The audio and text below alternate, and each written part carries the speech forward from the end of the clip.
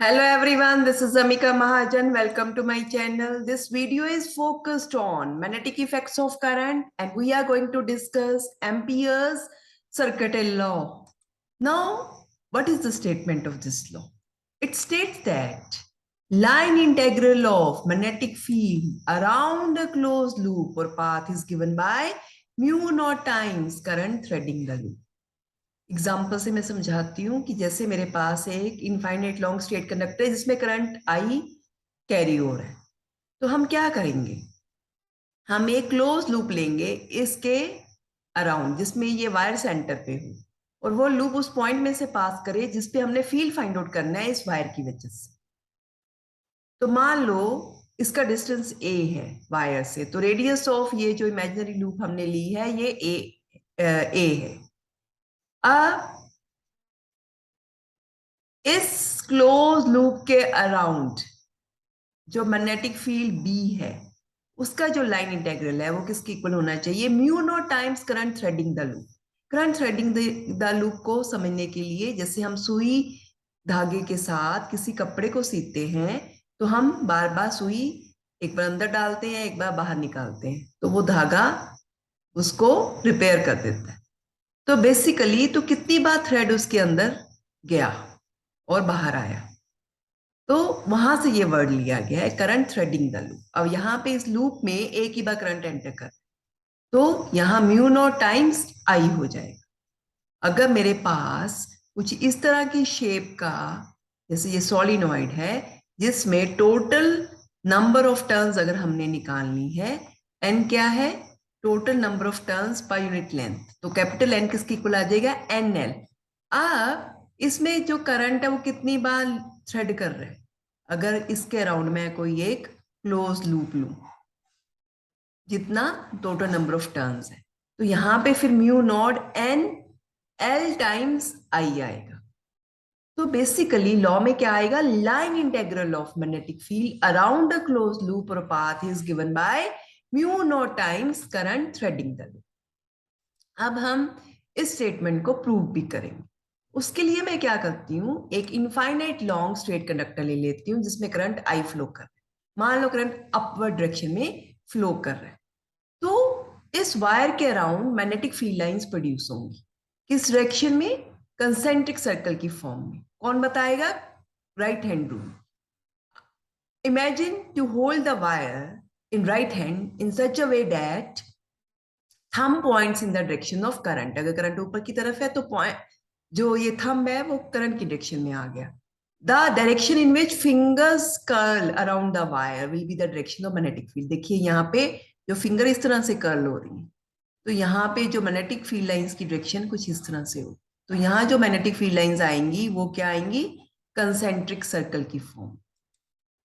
अब हम क्या करते हैं, इस इनफाइनेट लॉन्ग स्ट्रेट कंडक्टर की वजह से इस पॉइंट पी पे फील्ड ले लेते हैं और उसका डिस्टेंस क्या है, ए। ये जो फील्ड है ये किसके ऊपर डिपेंड करता है कि इस वायर के अराउंड मीडियम क्या है। अगर हम एयर मीडियम ले लें तो ये बनेगा mu naught times I current passing through this wire divided by 2 pi into A. A क्या है, distance of point P from this wire जहां पे आपने फील्ड फाइंड आउट करना है। तो ये जो फील्ड बी इस पॉइंट पी पे है, तो this is given by mu not I by 2 pi. अब हम क्या करते हैं कि एक क्लोज लूप ले लेते हैं अराउंड दिस वायर जो कि इस पॉइंट पी में से पास कर रही, और इस लूप का जो रेडियस है वो किसकी इक्वल होगा, distance of P from wire, that is a. अब हम क्या करेंगे, इस लूप के छोटे छोटे सेगमेंट्स ले लेंगे। हर एक की लेंथ क्या है, डी है, तो एक सेगमेंट मैंने ले लिया ए बी।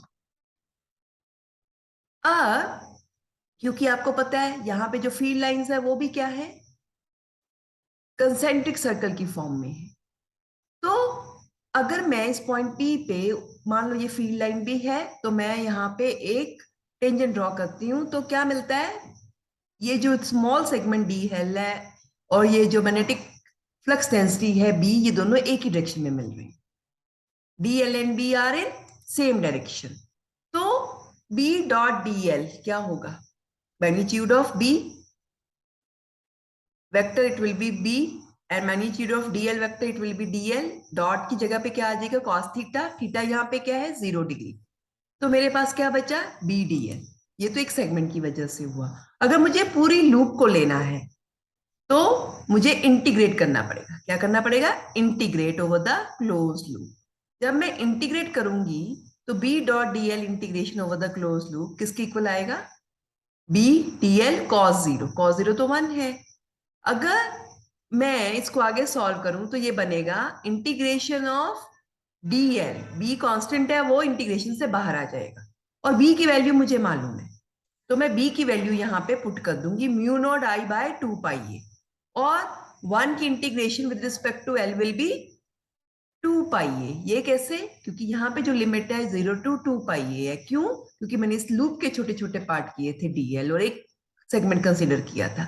अगर पूरी लूप को कंटिन्यूसली ऐड करना है तो मेरे पास समेशन आ जाएगा, वो जो समेशन है इंटीग्रेशन फॉर्म में होगा, कंटिन्यूअस समेशन है यहाँ पे।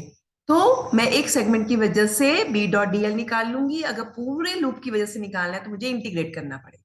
तो इंटीग्रेट क्या है? मान लो ये 0 है, तो मैं इस पूरी लूप को डिवाइड कर रही थी छोटे छोटे पार्ट में। अगर मैं सबको ऐड करूंगी तो पूरी लेंथ क्या बनेगी? सर्कमफ्रेंस। जो सर्कमफ्रेंस है वो किसके इक्वल है? 2 पाई ए। तो लिमिट क्या बनेगा? 0 to 2 पाई ए। जब हम लिमिट पुट करेंगे तो अपर लिमिट पहले आती है 2 पाई ए और लोअर लिमिट -0, तो मेरे पास क्या बचेगा? b इंटू 2 पाई ए, और b की वैल्यू ऑलरेडी मुझे पता है, वो वैल्यू पुट की, तो ये 2 पाई ए और 2 पाई ए कैंसिल हो जाएगा। So what is left on right side? Mu not I. यही हम प्रूव करना चाहते थे। So line integral of magnetic field over the close loop is equal to mu naught times current threading the loop.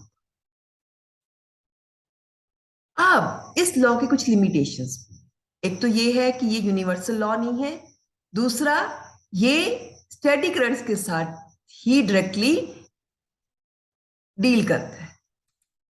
अब इसका सबसे important point, this law holds good for a close path of any size and shape around the current carrying conductor. Current carrying conductor के around किसी भी size और किसी भी shape के क्लोज पाथ के लिए ये वैलिड है। क्यों? क्योंकि this relation is independent of distance between conductor and close path around the conductor. ये रिलेशन डिस्टेंस बिटवीन कंडक्टर और close path around the conductor के इंडिपेंडेंट है, क्योंकि हमारी स्टेटमेंट में क्या आ रहा है? B dot DL integration over the closed loop is equal to mu naught times total current threading the loop. Thanks for watching this video. Like, share, subscribe my channel.